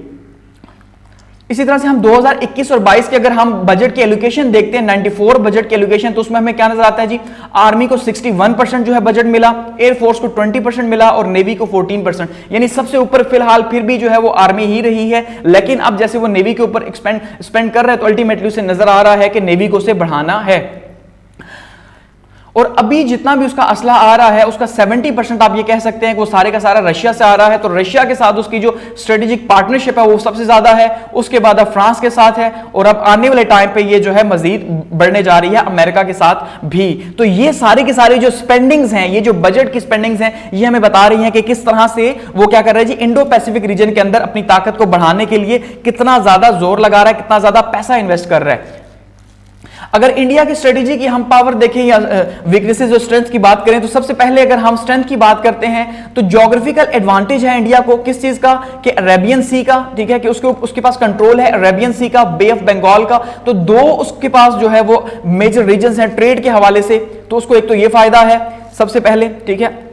इसी तरह से अंडमान सी जो है यहां पे भी इसको फायदा है, और यहां पे स्ट्रेटेजिक एज इसको मौजूद है ये इस पूरी रीजन के अंदर। यानी इसका मतलब ये है कि अगर चाइना को पैसिफिक ओशन के अंदर काफी ज्यादा फायदा हम देख रहे हैं, तो इंडिया को इंडियन ओशन के अंदर बहुत ज्यादा कंट्रोल है, ठीक है। दोनों को ही अपने अपने ओशंस के अंदर काफी अच्छा कंट्रोल मौजूद है यहां पे, तो ये इसकी स्ट्रेंथ है इंडिया की। दूसरा हम देखते हैं कि इंडिया क्या कर रहा है, इंडिया अलायंस शेयरिंग कर रहा है, ठीक है, यानी अलायंसेस बना रहा है, जिसको हम आईआर में बैलेंस ऑफ पावर कहते हैं। कि बैलेंस ऑफ पावर में क्या हो रहा है कि कोई भी छोटा कंट्री जो अपने आप को इतना पावरफुल नहीं समझता, वो क्या करता है, वो अलायंस बनाता है, छोटे छोटे ममालिक को अपने साथ ऐड करता है, ताकि जो है वो दूसरे के मुकाबले में पावरफुल हो सके। अब हम ये समझते हैं कि चाइना जो है वो अल्टीमेटली पावरफुल है, ऐसे ही है, तो इंडिया उसके मुकाबले में इतना ज्यादा पावरफुल नहीं है। तो इंडिया क्या कर रहा है, इंडिया अलायंसेस बना के चाइना की पावर को कर्टेल कर रहा है इस पूरे रीजन के अंदर, ठीक है। उसकी अलायंस में यहां पे यूएसपी मौजूद है, उसके अलायंस में बाकी यहां पे अगर हम जैसे फ्रांस के साथ बना रहे हैं या रशिया के साथ है, तो यहां पे छोटे छोटे अलायंसेस वो बना रहा है, और उन अलायंसेस के थ्रू वो क्या कर रहा है, अपनी पावर को चाइना के अगेंस्ट में बराबर कर रहा है। इसके साथ साथ वो अपने नेबरिंग कंट्रीज के साथ जो अपने कमर्शियल ताल्लुकात हैं उनको भी बढ़ा रहा है, वहां पे यानी ट्रेड एक्टिविटीज को बढ़ा रहा है, ताकि वो उसको साथ में सपोर्ट कर सकें, और ये उसके लिए मिलिट्री एडवांटेजेस भी हैं, ठीक है, और साथ में ये डिटरेंट का काम भी करेंगे और चाइनीज इन्फ्लुएंस को कम भी करेंगे, यानी वो अलायंसेस इस वजह से बना रहा है।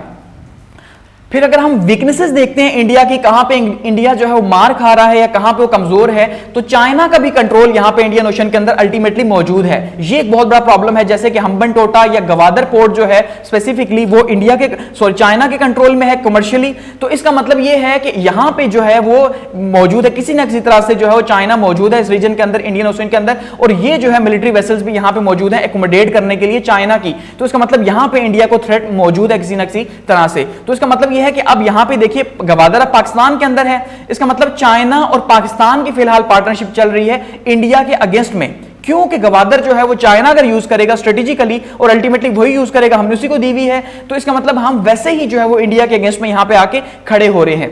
समझ गए बात को? तो यहां पे प्रॉब्लम हो रहा है। लेकिन वहां पे जो है वो इंडिया ने भी जो चाबार जो है बिल्ड की हुई है ईरान के अंदर, तो उसकी भी पूरी कोशिश है कि वो यहां पे भी इस अरेबियन ओशन के अंदर भी जो है वो चाइना के इन्फ्लुएंस को काउंटर कर सके, जो पाकिस्तान के थ्रू बढ़ा रहा है यहां पे।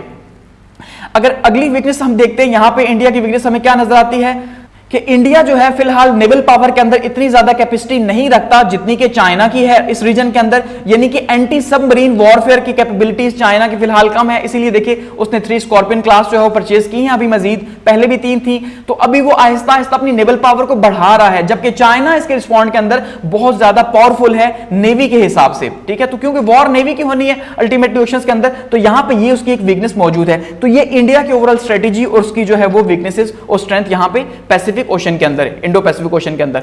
अब आगे बढ़ते हैं और बात करते हैं जी अमेरिका की, जिसने इस रीजन को जानबूझ के जो है वो आग के अंदर झोंका हुआ है। एक्चुअली में शायद ये प्रॉब्लम हो ना, लेकिन क्योंकि असला बेचना है, यहां पे वर्ल्ड पॉलिटिक्स का हिस्सा बनना है और जो है वो हर दूसरे रीजन के अंदर जाके जो है वो दूसरों के पंगों में घुसना जरूर है अमेरिका को, तो अल्टीमेटली यहां पे जो प्रॉब्लम है आप ये कह सकते हैं कि वो यहां ये थर्ड पार्टनर जो बैठ के एंजॉय कर रहा है वही है। अब अगर हम यूनाइटेड स्टेट्स की बात करते हैं तो इनकी अपनी पूरी पॉलिसी है, एक ऑफिशियल पॉलिसी समझते हैं, यानी सरकारी पॉलिसी है अमेरिका की कि वो इंडो पैसिफिक ओशन को नहीं छोड़ सकता। ठीक है, सरकारी पॉलिसी के तौर पे कि भाई वो ये समझता है कि अगर उसने ट्रेड करनी है, यहां पे उसने रहना है, तो अल्टीमेटली उसे इस रीजन के अंदर रहना पड़ेगा। तो इसलिए वो यहां पे मौजूद है और वो उसकी पूरी कोशिश है कि अपनी स्ट्रेंथ को यहां पे बढ़ाए। तो उसमें अगर हम यहां देखते हैं तो देखिए चाइना जो है, हम ये मानते हैं कि नेवल फोर्स वो है, चाइना की नेवल फोर्स बहुत ज्यादा है और वो मुसलसल से बिल्ड किए जा रहा है, लेकिन बावजूद इसके जो यूएस की नेवी है वो पावरफुल है फिलहाल। ठीक है, जो नंबर्स हैं वो ज्यादा हैं चाइना के पास यहां पे नेवी के, यहां पे यानी कि अल्टीमेटली उसकी जो यहां पे बेसिस हैं वो ज्यादा हैं नेवी की, क्योंकि उसका रीजन है। लेकिन फिर भी जो है जो पावर है, जो ताकत के हिसाब से अगर हम बात करते हैं तो वो क्या है जी, वो अमेरिका की पावर ज्यादा है। इसी तरह से चाइना के ऊपर जो एयर डिफेंस की कैपेबिलिटीज हैं अमेरिका की वो भी ज्यादा हैं। तो एक तो ये वो बढ़ा रहा है, यानी कि अपनी पावर को, बेसिस बेशक कम है लेकिन उन बेसिस के ऊपर जो पोटेंशियल है वो ज्यादा है यूएस का। एक उसकी ये स्ट्रेटेजी मौजूद है, यहां पे एयर डिफेंस सिस्टम उसका बहुत स्ट्रांग मौजूद है। ठीक है, लास्ट में भी आपने देखा कि जब 2 माह पहले हालात खराब हुए ताइवान के ऊपर तो उसने किस तरह से वहां पे मोबिलाइजेशन की। इसी तरह से जो यूएस का फोकस है इंडो पैसिफिक स्ट्रेटेजी के हवाले से, वो फोकस कर रहा है यहां पे प्रमोट करने को, किसको, free and open Pacific ocean को, यानी कि वो ये चाहता है कि वो यहां ट्रेड करता रहे और उसके लिए बहुत ज्यादा जरूरी है कि ये रीजन ओपन रहे ट्रेड के लिए, ये किसी भी एक के कब्जे में ना जाए, यानी कि स्पेसिफिकली चाइना के कब्जे में ना जाए। क्यों? क्योंकि अगर चाइना कब्जे में जाएगा तो वो यहां पे अमेरिका को नहीं आने देगा, उसकी एंट्री ब्लॉक होगी, तो ये उसके लिए जो है वो प्रॉब्लमैटिक है, ये वो कभी भी एक्सेप्ट नहीं करेगा। समझ रहे हैं बात को? इसी तरह से यूएस मजीद अपनी स्ट्रेटेजी के तहत क्या कर रहा है, लास्ट में हमने जो पिक्चर फर्स्ट में स्टार्ट की थी कि मिलिट्री बेसिस जो है वो बढ़ाए जा रहा है, कोशिश कर रहा है कि अपनी मिलिट्री बेसिस की स्ट्रेंथ बढ़ाए और साथ में इंडो पैसिफिक के अंदर जो फ्रेंड्स मिल रहे हैं वहां पे वो क्या कर रहा है, वहां पे वो मैसेज बढ़ा रहा है। जैसे ऑस्ट्रेलिया है, साउथ कोरिया है, जापान है, ये इसके पावरफुल कंट्रीज हैं। Australia, south Korea, Japan powerful countries है। इस तरह से गौम है, बहरीन है, जिबूती है। ठीक है, तो ये सारे के सारे जो कंट्रीज हैं, ये सारे के सारे कंट्रीज क्या हैं, ये अमेरिका के साथी हैं इस टाइम पे और ये बहुत ज्यादा सपोर्ट कर रहे हैं इस रीजन के अंदर। इसीलिए अमेरिका ने यहां पे बेसिस बनाई हुई हैं और पूरी कोशिश है उसकी कि वो किसी तरह से इस रीजन के अंदर अपनी ताकत को बढ़ाए। ठीक, अब अगर मजीद आगे बढ़ते हैं और अमेरिका की मजीद स्ट्रेटेजी को समझते हैं तो देखिए हम ये कह सकते हैं कि why geopolitics of Indo Pacific is important for US, कि भाई यूएस के लिए ये जियोपॉलिटिक्स क्यों इंपॉर्टेंट है। जैसे मैंने कहा कि ऑफिशियली वो ये समझते हैं काफी ज्यादा इंपॉर्टेंट है, तो उसमें क्या है, सबसे पहली चीज अगर हम ये देखते हैं कि यूनाइटेड स्टेट्स के लिए क्यों इंपॉर्टेंट है, तो यूनाइटेड स्टेट्स क्या कंसिडर करता है कि जो इंडो पैसिफिक का रीजन है इसके अंदर वाइटल जो है वो सिक्योरिटी और प्रॉस्पेरिटी और स्ट्रॉन्ग इकोनॉमिक और मिलिट्री और कल्चरल टाइज जो है वो मौजूद हैं इसका मतलब एक तो ये उसके लिए बहुत ज्यादा जरूरी है, और ये अभी का नहीं है, ये उस टाइम का है, यानी कि जब कोल्ड वॉर हमने देखी थी रशिया के अगेंस्ट में, तो उस टाइम से यहां पे अलायंसेस मौजूद हैं अमेरिका के, जब उसने रशिया को या सोवियत यूनियन को काउंटर करने के लिए पैसिफिक ओशन के अंदर जो है वो यहां पे अलायंसेस बनाए थे। और सीटो का जो अलायंस उसने बनाया था वो स्पेसिफिकली यहां पे इसीलिए था ताकि जो है वो यहां पे इस रीजन को काउंटर कर सके या रशिया को काउंटर कर सके। सीटो और सेंटो 1964 और 5 में जो बने थे, तो ये उस टाइम से उसके यहां पे वो पार्टनरशिप मौजूद है। फिर इसी तरह से हम देखते हैं कि उसके लिए रीजन क्यों इंपॉर्टेंट है, क्योंकि ये half of the million people जो है यहां पे मौजूद हैं, यानी कि यहां पे एक तो बहुत बड़ी दुनिया की आबादी मौजूद है, यानी बहुत बड़ी मार्केट आप इसे कह लें, ठीक है जी। 2/3 ऑफ ग्लोबल इकोनॉमी जो है उस रीजन के अंदर मौजूद है, तो अल्टीमेटली अमेरिका की इकोनॉमी इसके बगैर कैसे सर्वाइव कर सकती है, इतनी बड़ी जो इकोनॉमी है। और 7 जो है वर्ल्ड लार्जेस्ट मेरी टाइम यहां पे मौजूद है, तो इसका मतलब ये है अल्टीमेटली ये रीजन इसलिए भी अमेरिका के लिए इंपॉर्टेंट है अपनी इन चीजों की वजह से। फिर हम ये देखते हैं कि ये जो इन्फ्लुएंस है इस रीजन के अंदर अमेरिका का वो बढ़ता जा रहा है, यानी बढ़ता, ये चीजें ये उसके लिए अहमियत आहिस्ता आहिस्ता ज्यादा हो रही है, अल्टीमेटली उसकी इकोनॉमी भी बढ़ रही है, उसके लिए चैलेंजेस भी ज्यादा हैं, और खास करके चाइना यहां मौजूद है, तो अल्टीमेटली उसके लिए भी ये रीजन इंपॉर्टेंट है और ये मजीद होता जा रहा है, इसलिए वो इस रीजन को नहीं छोड़ सकता। फिर यहां पे जो पीपल्स रिपब्लिक ऑफ चाइना के जो पॉलिसीज हैं, जो अग्रेसिव एंड प्रोग्रेसिव पॉलिसीज हैं, ठीक है, यानी वो जो जंगी हिकमत अमली चाइना लेके बैठा हुआ है, इसलिए भी ये रीजन उसके लिए इंपॉर्टेंट है, कोई इसे नहीं छोड़ सकता। वो ये मानता है कि जो चाइना है वो इंटरनेशनल लॉ को नहीं मानता, ह्यूमन राइट्स को नहीं मानता, क्योंकि डेमोक्रेसी को नहीं मानता, तो अल्टीमेटली हम उसे यहां पे नहीं छोड़ सकते। इंडो पैसिफिक के अंदर हमने यहां पार्टनर्स बनाने हैं ताकि जो है हम चाइना के अगेंस्ट में एक स्ट्रॉन्ग अलायंस बना सके, और चाइना कोई भी जो है कल को ऐसा काम करता है जो कि वर्ल्ड के पीस के लिए खतरा है, तो हम उसके अगेंस्ट में खड़े हो सके। ये अमेरिका का मानना है, इसलिए उस रीजन को नहीं छोड़ सकता, इंपॉर्टेंट है। इसी तरह से अमेरिका का जो एम है वो क्या है जी, इस एरिया के अंदर कंपटीशन को मैनेज करना, रिस्पॉन्सिबिलिटी और कॉपरेशन के साथ अपने अलाइज को बढ़ाना, अपनी पार्टनरशिप को बढ़ाना, ताकि जो है वो पीपल्स रिपब्लिक ऑफ चाइना जो है उसके ग्लोबली उसको काउंटर कर सके। साथ में जो क्लाइमेट के जो चैलेंजेस हैं क्लाइमेट चेंज के, उसको भी जो है यहां पे काउंटर किया जा सके, और नॉन प्रोलिफरेशन जो है, जो ये असला का ये फैलाव है सारे का सारा, इसको भी कंट्रोल कर सके। यानी क्योंकि वो ये समझता है कि वो दुनिया का जो है वो बादशाह है, अल्टीमेटली दुनिया का ठेका उसके पास है, तो इसलिए वो यहां पे इस रीजन को नहीं छोड़ सकता। और वेस्ट को ये बता रहा है और खुद को भी, अपने लोगों को भी ये बता रहा है कि भाई ये रीजन इसलिए इंपॉर्टेंट है कि हम यहां पे चाइना के ऊपर नजर रख के बैठेंगे, ये हमारी अपनी मजबूरी है। अगर हमने सर्वाइव करना है तो अल्टीमेटली हमें दूसरों को जो है वो थोड़ा कमजोर करना पड़ेगा। Survival of the fittest, simple. इसी के साथ साथ अगर हम यूनाइटेड स्टेट्स की मजीद देखते हैं तो वो कहता है जी हम ये चाहते हैं कि यहाँ पे ओपन सोसाइटीज हो, डेमोक्रेटिक इंस्टीट्यूशंस हो, और जैसे वो चाइना के ऊपर इल्जाम लगाता है या रशिया के ऊपर कि भाई यहाँ पे डेमोक्रेसी नहीं है, इनका कल्चर डिफरेंट है, सोशलिस्ट या कम्युनिस्ट, तो अल्टीमेटली हम इसलिए इनके अगेंस्ट में है। तो हम डेमोक्रेटिक कंट्रीज जो जमहूरी मुल्क हैं, हम उनके साथ अलायंस बना रहे हैं इन मुमालिक के खिलाफ जिनको जो ना लॉ को मानते हैं ना ह्यूमन राइट्स को मानते हैं। जैसे भाई रशिया ने वॉर स्टार्ट कर दी, चाइना के अंदर ह्यूमन राइट्स का इशू है, तो ये वो सारी बातें कर रहा है। तो ये वो सारी चीजें हैं जो कि ज्यादा इंपॉर्टेंट बनाती हैं अमेरिका के लिए इस जियोपॉलिटिक्स को, इसलिए वो कहता है कि मैं इस रीजन को नहीं छोड़ सकता। अब अगर यहां पे अमेरिका की स्ट्रेंथ और वीकनेसेस की हम बात करते हैं इस रीजन के अंदर कि भाई क्या क्या स्ट्रेंथ और वीकनेसेस हैं, तो देखिए जो अमेरिका है, अगर हम यूएस की बेनिफिट की बात करते हैं तो उसकी एक लॉन्ग हिस्ट्री रही है एंगेजमेंट की इस रीजन के अंदर। जैसे मैंने कहा कि 1964-65 से रही है और कोल्ड वॉर से वो यहां पे मौजूद है। उससे पहले जो 1950s के अंदर जो यहां पे वॉर लगी रही है, वियतनाम वॉर, उसके अंदर भी मौजूद था चाइना, अमेरिका सॉरी। तो इसका मतलब यह है कि रीजन वैसे ही जो है यहां पे मौजूद इंपॉर्टेंट है उसके लिए, उस रीजन को बिल्कुल भी नहीं छोड़ सकता और अपने पार्टनर्स को यहां पे बिल्कुल किसी सूरत नहीं छोड़ सकता। एक तो ये उसकी स्ट्रेंथ है, इसका मतलब ये उसकी पावर है कि वो इतने पुराने अलायंसेस उसके मौजूद है यहाँ पे। दूसरा ये फायदा है अमेरिका को कि अमेरिका की जो डिफेंस इंडस्ट्री है इस टाइम पे दुनिया में सबसे स्ट्रांग है वो, ठीक है। तो डिफेंस इंडस्ट्री स्ट्रांग है तो इसका मतलब ये है कि ये उसको एक एज है चाइना के ऊपर कि भाई उस, और दूसरा उसके जितने भी नेटो के कंट्रीज हैं वो सारे के सारे पावरफुल हैं, तो ये भी एक एज बना रहे हैं डिफेंस इंडस्ट्री की तरफ से कि वो उनको भी जो है वो उनकी कैपेसिटीज भी बढ़ाता जा रहा है। इसी तरह से अगर हम ये कहें मजीद क्या फायदा है इसको, तो इसकी जो मिलिट्री टेक्नोलॉजी है चाइना के ऊपर उसको जो है काफी ज्यादा हासिल है, फायदा हासिल है। गो के फिलहाल अभी चाइना की जो है वो रैपिड इनोवेशन हो रही है और ये एक थ्रेट मौजूद है और ये थ्रेट अगले कुछ सालों में जो हकीकत भी बन जाएगा, लेकिन फिलहाल जो है मिलिट्री टेक्नोलॉजी में अमेरिका ही जो है वो लीड कर रहा है, आप ये देख रहे हैं। फिर अगर हम देखते हैं यहाँ वीकनेसेस क्या क्या है यूएस मिलिट्री की तरफ से, तो वो हमें देखने को मिलती है। यानी यूएस की जो मिलिट्री एडवांटेजेस हैं चाइना के ऊपर, यानी उसमें प्रॉब्लम ये है कि चाइना इकोनॉमिकली काफी ज्यादा स्ट्रांग है इस रीजन के अंदर, और आने वाले वक्त में मजीद हो रहा है, और बीआरआई के थ्रू इस रीजन को काउंटर कर रहा है। एक तो ये जो है एक कमजोरी बन रही है यहां पे अमेरिका की, कि इस तरह से उसके जो स्ट्रेटेजिक अलायंसेज हैं, मिलिट्री अलायंसेज आप ये कह सकते हैं, वो तो मौजूद हैं, लेकिन जो इकोनॉमिकल अलायंसेज हैं वो शायद हमें माशी तौर पर उस तरह से ममालिक को सपोर्ट करता हुआ नहीं दिखाई दे रहा यूएस। इस वजह से ये उसकी एक वीकनेस है इस रीजन के अंदर, और चाइना इसमें बहुत आगे है क्योंकि वो बहुत ज्यादा सपोर्ट कर रहा है बीआरआई के थ्रू इन तमाम कंट्रीज को। ठीक है, इसी तरह से चाइना की जो मिलिट्री कैपेबिलिटीज हैं वो रैपिडली इंप्रूव हो रही हैं, और उनकी पावर जो है वो बढ़ रही है, वो पावरफुल फोर्स बन के सामने आ रही है, और अपने नेबरिंग कंट्रीज को भी साथ में जो है वो शामिल कर रही हैं। तो ये जो है दो, यानी इकोनॉमी के ऊपर, और दूसरा जो चाइना की जो स्पीड है उस स्पीड को बीट करना बहुत ज्यादा मुश्किल हो रहा है इस टाइम पे अमेरिका के लिए। तो ये उसकी वीकनेसेस इस रीजन के अंदर बन रही हैं। ठीक है, अब बात करते हैं जी यूरोपीय यूनियन की, और देखते हैं कि यूरोपीय यूनियन के लिए जो है ये क्यों बहुत ज्यादा इंपॉर्टेंट है यूरोपियन कंट्रीज, क्योंकि वो भी नेटो का हिस्सा है, अल्टीमेटली अमेरिकन अलायंस का हिस्सा है, लेकिन फिर भी वो किसी ना किसी तरह खुद को थोड़ा सा सेपरेट किए हुए हैं इस चाइना पॉलिटिक्स के हवाले से, क्योंकि जो बीआरआई है वो यूरोप तक अल्टीमेटली पहुंच चुका है। यूरोप के छोटी छोटी कंट्रीज हैं, उन्हें पता है कि वो किसी भी तरह से चाइना से जो है वो मुंह मोड़ नहीं सकते, या वो बर्ताव जो अमेरिका कर रहा है वो चाइना के साथ नहीं कर सकते, क्योंकि उनकी इकोनॉमीज जो है वो डिपेंडेंसी और इंटरडिपेंडेंस का शिकार हैं। ठीक है, तो जो ईयू है यानी यूरोपीय यूनियन है, उसकी कोशिश है कि वो क्या करे, वो अपनी पार्टनरशिप को स्ट्रेंथन करे और इंगेज करे लाइक माइंडेड, यानी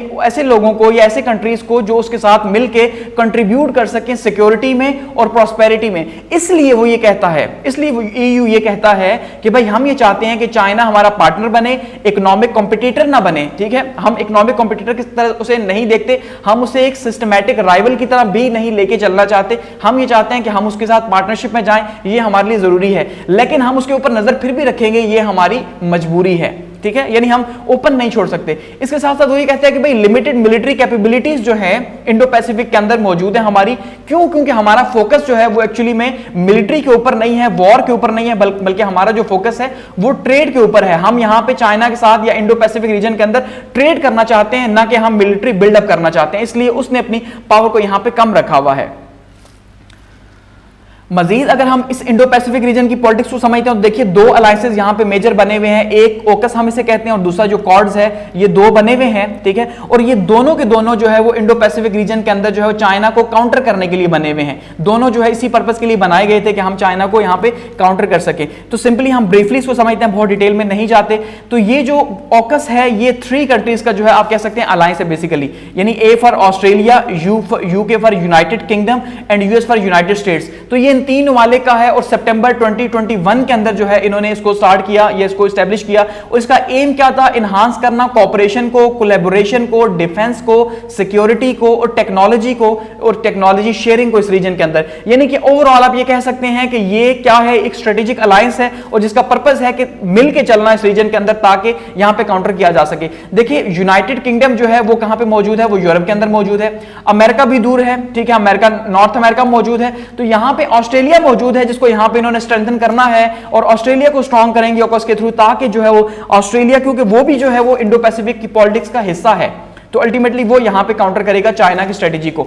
इसके एम्स अगर हम देखते हैं तो हमें क्या नजर आता है जी? न्यूक्लियर पावर्ड सबमरीन इन्होंने बनानी थी इसके थ्रू, न्यूक्लियर पावर्ड सबमरीन, समझ रहे हैं? क्योंकि इंडो पैसिफिक की सारी जो यहां पॉलिटिक्स हम देखने को मिल रही है वो सारी नेवी की पावर है, ठीक है ना? तो नेवी को यहां पे पावरफुल करना है, तो जो न्यूक्लियर पावर्ड सबमरीन्स हैं वो बनानी थी यहां पे, इसका मेन फोकस इसके ऊपर होना था। और ये डेवलपमेंट कहां पे होनी थी? ये ऑस्ट्रेलिया के अंदर डेवलपमेंट होनी है, और इसके ऊपर जो है काम मजीद जारी है, ठीक है। और ये प्योरली जो आप ये कह सकते हैं कि चाइना को काउंटर करने के लिए यहां पे बनाई जा रही है, और रॉयल ऑस्ट्रेलियन नेवी जो है वो बनाएगी इसको, और उसकी जो हेल्प है ये दोनों कंट्रीज यूके और अमेरिका करेंगे ताकि इसको एडवांस किया जा सके, हाईली एडवांस किया जा सके, और यहां पे जो सबमरीन फ्लीट है उसको तैयार किया जा सके किसी भी टाइम पे वॉरशिप के लिए किसी भी हवाले से। दूसरा एम क्या है जी? टेक्नोलॉजिकल शेयरिंग है। दोनों मालिक जो है या तीनों मालिक जो है कोलैबोरेशन करेंगे और कटिंग एज टेक्नोलॉजीज यहां पे शेयर करेंगे ताकि अपनी कैपेसिटीज को मजीद स्ट्रॉन्ग किया जा सके, खास करके डिफेंस कैपेबिलिटीज को, डिफेंस टेक्नोलॉजी को शेयर किया जाएगा। रीजनल सिक्योरिटी के हवाले से यहां पे सबसे इंपॉर्टेंट है, और यही सबसे इंपॉर्टेंट है कि चाइना की जो एग्रेसिव पॉलिसीज है उसको इंडो पैसिफिक के अंदर जो है वो काउंटर किया जा सके। फिर कॉर्ड्स है। कॉर्ड्स क्या है जी? क्वाड्रिलेटरल सिक्योरिटी डायलॉग्स हैं, ये सबसे पहले 2007 में जो है वो स्टार्ट हुए थे, लेकिन गो के फिर बाद में जो है कंप्लीटली जो है इन्होंने जो वर्किंग स्टार्ट की वो 2017 के अंदर की, क्योंकि ऑस्ट्रेलिया इसके अंदर फिलहाल जो है वो उस तरह से पब्लिकली काम नहीं कर रहा था, लेकिन 2017 के बाद से इसने प्रॉपरली काम स्टार्ट किया।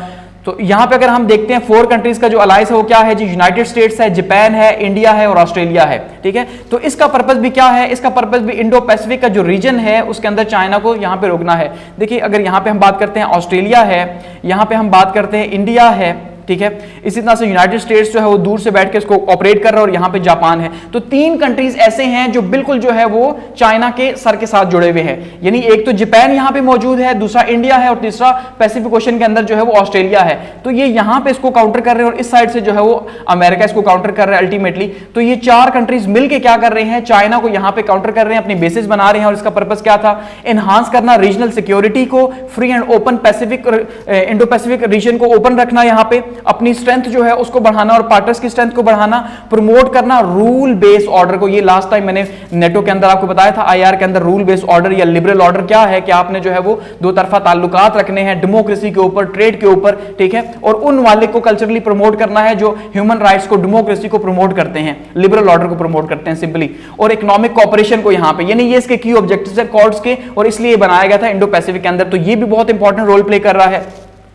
अब एट द एंड आगे बढ़ते हैं और पाकिस्तान के प्रोस्पेक्टिव की बात करते हैं और देखते हैं पाकिस्तान का प्रोस्पेक्टिव क्या है और पाकिस्तान कहां पे इस इंडो पैसिफिक की पॉलिटिक्स के अंदर जो है वो इन्वॉल्व हो रहा है।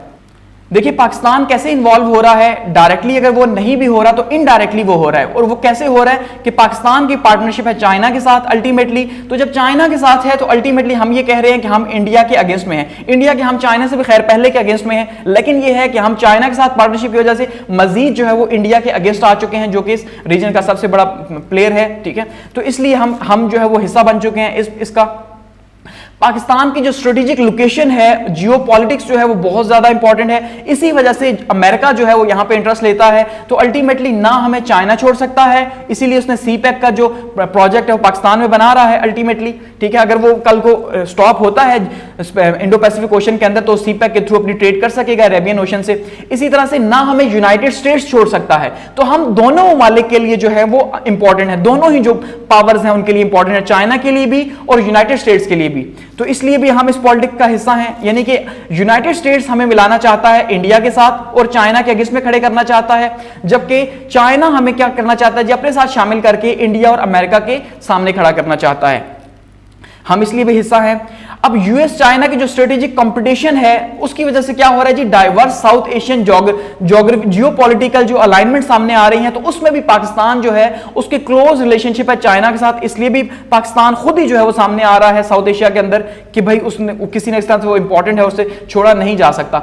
फिर इसलिए भी पाकिस्तान इंपॉर्टेंट है कि पाकिस्तान ने अपनी इंपॉर्टेंस को मजीद जो है वो एम्फेसिस दिया इसके ऊपर कि पाकिस्तान ने जो अपनी नेशनल सिक्योरिटी पॉलिसी बनाई थी, ठीक है, 2 साल पहले, वो नेशनल सिक्योरिटी पॉलिसी गो कि फिलहाल उसके ऊपर अमल नहीं हो रहा, लेकिन वो फर्स्ट जो है उसको कहा जा रहा था, ये फर्स्ट जो है बहुत इंपॉर्टेंट जो है पाकिस्तान की नेशनल सिक्योरिटी की पॉलिसी है जो मल्टीलैटरल थी या आप कह सकते हैं मल्टी डायमेंशनल थी। उसमें पैराडाइम शिफ्ट की बात की गई थी कि भाई अब हम जियो स्ट्रेटेजिक से निकल के जियो इकोनॉमिक की तरफ जाएंगे, यानी इससे पहले हमारा जो जितना भी दारोमदार रहा वो यूएस के ऊपर रहा हमारी 75 ईयर्स की हिस्ट्री के अंदर, क्योंकि हम इंडिया के अगेंस्ट में अपने आप को जो है स्ट्रॉन्ग करते रहे हैं और उस वजह से हमें अमेरिका का साथ रहा, असला लेते रहे, सब कुछ करते रहे। लेकिन अब हम जियो इकोनॉमिक्स की तरफ जाएंगे और हम चाइना की तरफ शिफ्ट हो रहे हैं। अल्टीमेटली यहां हम एक बैलेंस बना रहे हैं और बैलेंस में हमें अब इकोनॉमी की ज्यादा जरूरत है, डिफेंस की जरूरत नहीं है। तो अल्टीमेटली जब डिफेंस की जरूरत नहीं है तो हम ये कहना चाहते हैं कि अब हमें यूएस की जरूरत नहीं है, अब हमें चाइना की ज्यादा जरूरत है। तो इसीलिए यूएस को जब ये बात पता चली तो उसने फिर यहां पे हम कह सकते हैं चाहे रिजीम चेंज हुआ नहीं हुआ, लेकिन वो इस रीजन के अंदर पॉलिटिक्स में डीपली इन्वॉल्व हो गया।